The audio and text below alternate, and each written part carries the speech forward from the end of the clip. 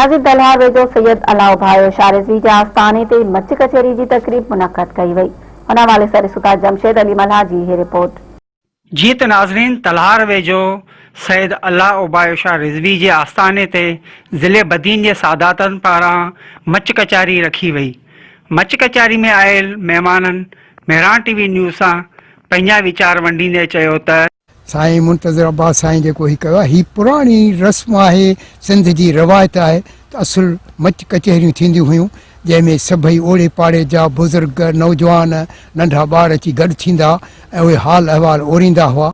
सिंध जी सकाफ़त में ही अचे थो मच कचहरी जेका आहे त ही शुरूअ खां वठी सिंध सरज़मीन जेका आहे सा हमेशह इस्लाह जी तरबियत ॾिनी आहे। सिंधी माण्हू हमेशह मोहबत जो, अमन जो, भाईचारे जो दर्स सां ॾींदा अचूं ऐं जेका अॼु असां कचहरी रखी आहे इहो पंहिंजो ऐं साफ़ी बिरादरी जेका आयल आहे हिते में मेहरान टीवी वारा जेके साफ़ी आहिनि जा जेके उन्हनि जी टीम आहे जंहिं सॼी दुनिया में असांजा सकाफ़ती प्रोग्राम उजागर कया आहिनि ऐं असीं उन्हनि खे मुबारकबाद पेश करूं था। मच कचहरी जेको प्रोग्राम रखियो आहे तमामु सुठो ऐं हीअ असांजी सिंध जी सकाफ़त खे बि हिकिड़े लिहाज़ खां उजागर करण जो आहे।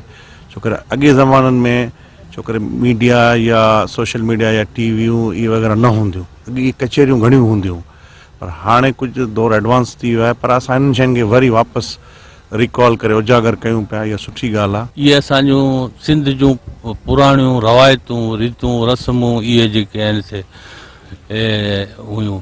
हींअर जेको आहे सो टोपी ऐं अजरक जो जेको ॾियारा कया विया उहे बि मल्हाया विया ऐं इहे ई रवायतूं जेके आहिनि से इंशाअल्लाह इहे बरक़रार ऐं इहे ई असांजा दर्सगाहूं रहियूं आहिनि ऐं रहंदियूं।